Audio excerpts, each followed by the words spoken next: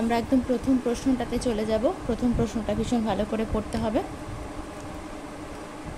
কি আছে 1 নম্বর প্রশ্ন, which of the following contents only 3 pairs of electron. বলা হয়েছে এই নিচের ভিতরে কোনটি এমন আছে যাতে শুধুমাত্র 3টি পেয়ার অফ ইলেকট্রন রয়েছে। প্রশ্নগুলো একটু ভীষণ ভালো করে পড়তে হবে। Only 3 pair of electron. তোমরা পরপর ব্যাখ্যা করতে করতে যাব। প্রথমে রয়েছে কার্বন আয়ন। কার্বন আয়ন মানে কি? কার্বনের সঙ্গে অলরেডি ধরলাম 3টে পেয়ার অফ, প্রতিটা বন্ডের ক্ষেত্রে কিন্তু 2টো করে ইলেকট্রন থাকে, মানে 3টে পেয়ার অফ ইলেকট্রন রয়েছে অলরেডি। এর সঙ্গে একটা পেয়ার অফ ইলেকট্রন, এর সঙ্গে একটা, 3টে পেয়ার অফ ইলেকট্রন, প্লাস কিন্তু এখানে 2টো ইলেকট্রন এক্সট্রা রয়েছে, সেই জন্যেই কিন্তু এখানে মাইনাস চার্জ দেওয়া হয়েছে। সুতরাং কিন্তু এটা হচ্ছে না, কারণ এখানে অনলি 3 পেয়ার অফ ইলেকট্রন নেই, এখানে কিন্তু 4 পেয়ার অফ ইলেকট্রন রয়েছে। এরপরে আমরা কার্বোক্যাটায়নে চলে যাব। কার্বোক্যাটায়নের অর্থাৎ হচ্ছে এটাই তো কার্বোক্যাটায়ন আমরা জানি। তাহলে প্রতিটা বন্ডের ক্ষেত্রে 2টো করে ইলেকট্রন থাকে। তাহলে আমি ধরে নিচ্ছি এখানে একটা পেয়ার অফ ইলেকট্রন, এখানে একটা পেয়ার অফ ইলেকট্রন, এখানে একটা পেয়ার অফ ইলেকট্রন, মোট 6টা ইলেকট্রন রয়েছে। অর্থাৎ একমাত্র কার্বোক্যাটায়নের ক্ষেত্রেই কিন্তু 3 পেয়ার অফ ইলেকট্রন রয়েছে, এটাই উত্তর। এরপরে রয়েছে কার্বন ফ্রি র্যাডিক্যাল। দেখিয়ে দেবো যে এর ক্ষেত্রেও হচ্ছে কি না। কার্বনের ফ্রি র্যাডিক্যাল মানেই হচ্ছে সে অবশ্যই এই রকম ফর্ম করে থাকবে, এখানে 2টোর জায়গায় একটা ইলেকট্রন থাকবে। অর্থাৎ এখানে কিন্তু 3টে পেয়ার অফ ইলেকট্রন থাকছে, প্লাস আরও একটা ইলেকট্রন এক্সট্রা থাকছে, সেই জন্যে কিন্তু এটাও ঠিক হবে না, আর নান তো হবেই না। ওকে, ভীষণ সহজ প্রশ্ন, একটুখানি মাথা ঘামিয়ে করলেই হয়ে যাবে। এই ধরনের প্রশ্নগুলো কিন্তু ম্যাক্সিমাম যারা ফিজিক্যাল সায়েন্স SLSTর জন্য প্রিপারেশন নিচ্ছেন তাদের কিন্তু এই ধরনের প্রশ্ন ঝপ করে চলে আসতেই পারে। আমরা পরের প্রশ্নে চলে যাব। Carbon ion is a base nucleophile both of the above or none. Carbon ion অর্থাৎ কিন্তু এই স্পিসিসটার কথা বলা হয়েছে, এর ক্ষেত্রে কিন্তু লোন পেয়ার এক্সট্রা রয়েছে। লোন পেয়ার এক্সট্রা থাকা মানে কিন্তু সে ডোনেট করতে পারে, সুতরাং সে বেস হিসাবেও ইউজ হতে পারে, আবার কিন্তু সে নিউক্লিওফাইল হিসেবেও ইউজ হতে পারে। যেহেতু এখানে এক্সট্রা লোন পেয়ার রয়েছে, বেস মানে কি H+কে দেওয়ার ক্ষমতা, নিউক্লিওফাইল মানে কি যে কোনো কাউকে ইলেকট্রন ডোনেট করার ক্ষমতা, হ্যাঁ দুটোই কিন্তু এর থাকতে পারে। সুতরাং এরা কিন্তু বোথ অফ দ্য অ্যাবাভ হিসাবে কিন্তু কাজ করবে। এই ধরনের কিন্তু আরও অনেক প্রশ্ন রয়েছে অর্গ্যানিক এই A to Z সাবটাইটেলের আন্ডারে, আপনারা দেখে নিতে পারেন। ওকে, আমরা পরের প্রশ্নে চলে যাব। পরের প্রশ্নে কি বলা হয়েছে, CH3- ইজ লেস স্টেবল দেন, আচ্ছা কোনটার থেকে কিন্তু লেস স্টেবল সেটা দেখতে হবে, তা কার থেকে লেস স্টেবল। ওকে, বেশ, তাহলে কি আছে এখানে, অলরেডি এখানে নেগেটিভ চার্জ রয়েছে। নেগেটিভ চার্জ থাকলে কি হবে, ইলেকট্রন উইথড্রয়িং কোনো গ্রুপ থাকলে কিন্তু সে বেশি স্টেবল হয়ে যায়, তাই তো। তাহলে এখানে এই CH3 একটা মিথাইল গ্রুপ, এর কিন্তু একটা প্লাস আই এফেক্ট রয়েছে, একটা মিথাইলের একটা প্লাস আই রয়েছে। সুতরাং এই মিথাইল কি করছে, এই বন্ডটার থ্রু দিয়ে একে কিছু ইলেকট্রন দিচ্ছে। ওকে, দেওয়ার ফলে এখানে ইন্ডাকটিভ এফেক্টের থ্রু এখানে ইলেকট্রন ডেন্সিটি বাড়ছে। ওকে, সেই প্রভাবটা কিন্তু এখানে আরও বেশি হচ্ছে, সুতরাং এটা কিন্তু আরও বেশি আনস্টেবল হচ্ছে। আর এইখানে দেখুন একটা NO2 গ্রুপ রয়েছে, সুতরাং এটা কিন্তু স্টেবিলিটি গেইন করছে। কারণ কি, NO2 গ্রুপ কি করছে, ড্রাগ ইলেকট্রন, এ কিন্তু ইলেকট্রন নিজের দিকে টেনে নিচ্ছে, সুতরাং এটা স্টেবল। আর এটার ক্ষেত্রে কি 2টো ইলেকট্রনের থ্রু দিয়ে দিচ্ছে। ওকে, এটা 2টো ইলেকট্রনের থ্রু দিয়ে দিচ্ছে। আচ্ছা, আমরা স্টেবিলিটি অর্ডারটাই নির্ণয় করে নিই। প্রথম স্টেবল হচ্ছে 3 নম্বর কম্পাউন্ড, না 3 নম্বর কম্পাউন্ড ওরকম বলার থেকে আমি এখানে লিখি CH2- NO2, এ সব থেকে বেশি স্টেবল কম্পাউন্ড। ওকে, আমাকে তো লেস স্টেবল চেয়েছে, আমি স্টেবিলিটির একটা সিকোয়েন্স দিয়ে দিই, তো সেক্ষেত্রে আপনাদের ক্ষেত্রে সুবিধা হবে। এখানে 2টো CH3 দিচ্ছে আর এখানে একটা ইথাইল দিচ্ছে, তাহলে ইথাইল অনেক বেশি পরিমাণ ইলেকট্রন একে দিতে পারবে, তাহলে এটা আরও বেশি কিন্তু আনস্টেবল হয়ে যাচ্ছে। ওকে, তাহলে এরপরে স্টেবল আমরা একে যদি ধরি তাহলে এটা হবে, তার থেকে বেশি স্টেবল কি হবে, তার থেকে বেশি স্টেবল হয়ে যাবে এইটা, যেহেতু একটা থ্রু দিয়ে দিচ্ছে CH2- CH3। ওকে, তার থেকে বেশি এর থেকে একটু কম স্টেবল হবে কে, এইটা হবে, 2টো CH3 থ্রু দিয়ে দিচ্ছে CH-, তারপরে হয়ে যাবে লাস্টে এইটা CH মাইনাস, একটা আছে CH3, আর একটা আছে C2H5। ওকে, তাহলে এইবারে আমাকে জানতে চাওয়া হয়েছে যে সব থেকে বেশি লেস স্টেবল কে। তাহলে সবার লাস্টে দিয়ে আছে সে সব থেকে লেস স্টেবল, তাহলে এ সব থেকে বেশি লেস স্টেবল, তাহলে আমার উত্তর হয়ে যাবে কিন্তু এইটা। ওকে,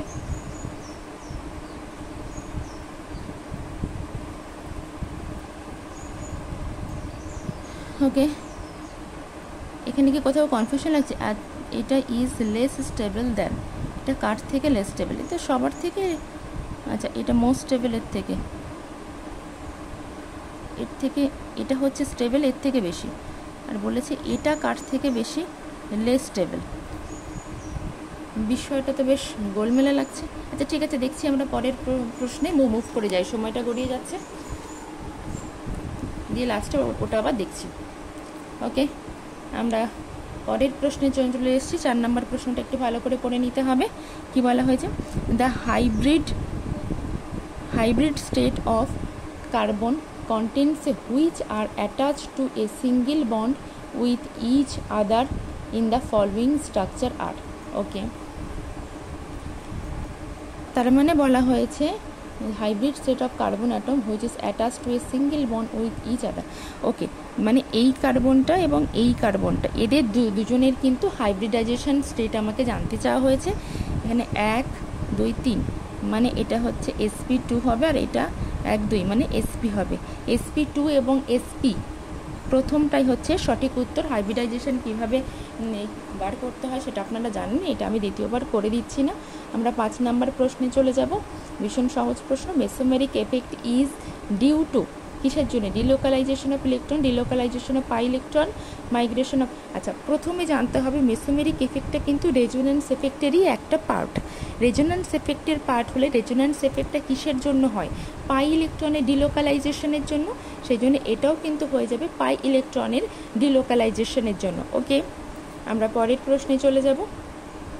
which is incorrect stability order? কোনটার কিন্তু ইনকারেক্ট স্টেবিলিটি অর্ডার রয়েছে। ওকে, এটা একটা অ্যালাইলিক, তাহলে এখানে কিন্তু একটা রেজোন্যান্স স্টেবিলাইজেশন রয়েছে, এখানে কিন্তু রেজোন্যান্স নেই, হাইপার কনজুগেশন রয়েছে এবং ইন্ডাকটিভ, সুতরাং এটা কিন্তু সঠিক। এটা সঠিক মানে আমাদের উত্তর হিসাবে এটা কিন্তু ভুল। এটার ক্ষেত্রে কি হবে? এটা একটা ইন্ডাকটিভ এফেক্টের থ্রু রয়েছে, এবং এখানে কি হয়েছে, এখানে ডবল বন্ড এবং পজিটিভ একই কার্বনে, সুতরাং কিন্তু এটা কিন্তু আনস্টেবল, সুতরাং এটা স্টেবল, তাহলে এটাও কিন্তু আমাদের ভুল উত্তর। যেহেতু এটা সঠিক রয়েছে সুতরাং এটা ভুল উত্তর। আমরা তারপরেরটাতে চলে যাব। নেগেটিভ চার্জ রয়েছে, এখানে নেগেটিভ চার্জ কি করছে? এই দুটো ইন্ডাকটিভ এফেক্টের থ্রু একে ইলেকট্রন দিচ্ছে, সুতরাং এটা কি হচ্ছে? বেশি আনস্টেবল হচ্ছে, এটা সেই তুলনায় স্টেবল, সুতরাং এটাও কিন্তু উত্তর হিসাবে ভুল হয়ে যাচ্ছে, কারণ এটা সঠিক ট্রেন্ড রয়েছে। তাহলে একমাত্র তাহলে অপশান আমার পড়ে থাকে এটা একদমই ঠিক, এটাই হচ্ছে ঠিক, কারণ এখানে শুধুমাত্র ইন্ডাকটিভ এফেক্টের থ্রু একে ইলেকট্রন দিচ্ছে, যার ফলে স্টেবিলিটি হচ্ছে। আর এটার ক্ষেত্রে কি হচ্ছে? লোন পেয়ার অফ ইলেকট্রন রয়েছে, এর ক্ষেত্রে কিন্তু দেওয়ার প্রবণতাটা অনেক বেশি। ওকে, তাহলে হয়ে যাবে আমাদের 6 নম্বর প্রশ্নের ক্ষেত্রে 4-এর দাগটা কিন্তু উত্তর। আমরা পরে 7 নম্বর প্রশ্নে চলে যাব। 7 নম্বর প্রশ্নে কি বলা হয়েছে? বলা হয়েছে the oxygen atom in phenol, oxygen atom in phenol exhibit only inductive effect, exhibit resonance effect, has more dominating resonance effect than inductive effect, has more dominating inductive effect than resonance effect. Okay, phenol group মানে OH group। আচ্ছা আপনারা বলুন, এটা কিন্তু অনেকটাই সহজ একটা প্রশ্ন, যে এর ক্ষেত্রে কোন কোন এফেক্টগুলো রয়েছে। হ্যাঁ, এর ক্ষেত্রে যেহেতু অক্সিজেন, সেহেতু একটা কিন্তু মাইনাস আই এফেক্ট এখানে থাকবে, যেহেতু এখানে ইলেকট্রোনেগেটিভিটির একটা পার্থক্য রয়েছে, সুতরাং একটা মাইনাস আই এফেক্ট কিন্তু এখানে রয়েছে। একই সঙ্গে কিন্তু এখানে যেহেতু লোন পেয়ার অফ ইলেকট্রন রয়েছে, একটা প্লাস এম এফেক্টও কিন্তু থাকে। ওকে, কিন্তু প্লাস এম এফেক্টটা কিন্তু এর ক্ষেত্রে অনেকটাই বেশি হয়ে যায়। ওকে, তাহলে কী হবে? সেই অপশানটা কোথায়? Inductive effect. আরে মাছি, inductive effect only inductive effect তো নেই এর ক্ষেত্রে, যেহেতু লোন পেয়ার অফ ইলেকট্রন আছে, সেহেতু কিন্তু ভিতরেও কিন্তু ইলেকট্রন দিতে পারে রিংয়ের ভিতরে। প্রথম দুটো অপশানই ভুল। Has more dominating resonance effect then inductive effect. Okay, তাহলে এটা প্রথমটাই হয়ে যাবে, এই থার্ডটা হয়ে যাবে কিন্তু উত্তর। আমরা কিন্তু 8 দাগে চলে যাব। The most stable carbon ion among the following. Carbon ion হিসেবে কোনটা কিন্তু স্টেবল সেটা আমাকে বলতে হবে। এটা নেগেটিভ চার্জের সঙ্গে ডাইরেক্ট কোনো ডবল বন্ড নেই, সুতরাং কোনো রকম রেজোন্যান্স স্টেবিলাইজেশন নেই, সুতরাং অতটা বেশি স্টেবল নয়।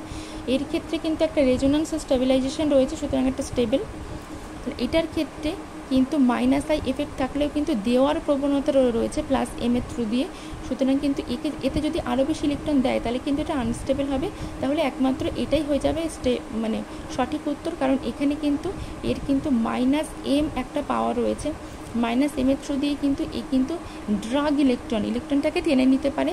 ইলেকট্রন যদি টেনে নেয় তাহলে এর উপর থেকে ইলেকট্রন খানিকটা কমে এদিকে যদি চলে আসে তবেই তো এর স্বস্তি মিলবে, কারণ এর উপরে একটা ভয়ঙ্কর বোঝা হয়ে রয়েছে ইলেকট্রনটা। সেই জন্য কিন্তু এটা কিন্তু সঠিক উত্তর হয়ে যাবে। আমরা পরের প্রশ্নে চলে যাব। হাইপার কনজুগেশন করানো হয়েছিল কালকে, যদি না দেখে থাকেন ভিডিওটা দেখতে পারেন। ওকে, এরপরে আমরা পরের প্রশ্নে চলে যাব। Arrange in decreasing order of basic strength. Okay, basic স্ট্রেংথের একটা সিরিজ এখানে দেওয়া হয়েছে। বেসিক স্ট্রেংথ মানে কি? ডোনেট করার প্রবণতা। এর ক্ষেত্রে ডোনেট করার প্রবণতা হ্যাঁ অবশ্যই বেশি।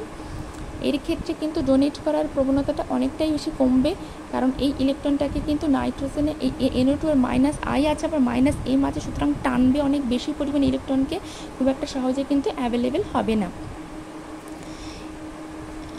ও আচ্ছা, অ্যারেঞ্জ করতে বলা হয়েছে, ঠিক আছে বেশ। কিন্তু এই যে NO2 গ্রুপ, তার NO2 গ্রুপের সব থেকে বেশি কিন্তু রয়েছে ড্রাগ করার ক্ষমতা, তারপরে এর ড্রাগ করার ক্ষমতা, সুতরাং এরা দুজন কিন্তু এর অ্যাভেলেবিলিটি অফ এই লোন পেয়ারটা কমবে, এর ক্ষেত্রে খুব বেশি কমবে, এর ক্ষেত্রে তারপরে তার মানে হয়ে যাবে কি, আমি যদি পরস্পর লাস্টের দিক থেকে করতে থাকি তাহলে 2 নাম্বারটা সব থেকে কম শো করবে, ইলেকট্রন দিতে চাইবে সব থেকে কম, তারপরে 3 নাম্বার দিতে চাইবে, তারপরে দিতে চাইবে হচ্ছে 1 এবং 4 সব থেকে বেশি দিতে চাইবে, কারণ এর একটা +i এফেক্ট রয়েছে। +i এর থ্রু দিয়ে কিন্তু একটু বেশি পরিমাণ দেবে। +i এর থ্রু দিয়ে কী হবে, বেশি পরিমাণ এখানে ইলেকট্রন দিলে এ সহজে এই ইলেকট্রনটা ডোনেট করতে পারবে। তাহলে এই অপশানটা কোথায় ঠিক আছে? 4, তারপরে 1, 4, 1, 3, 2, হ্যাঁ এটাই কিন্তু উত্তর। তারপরে প্রশ্নটা আমরা ভালো করে পড়ে নেব। Consider the following carbocations. এখানে বেশ কিছু কার্বোক্যাটায়ন দেওয়া আছে, বলা হয়েছে relative stabilities of this carbocations R.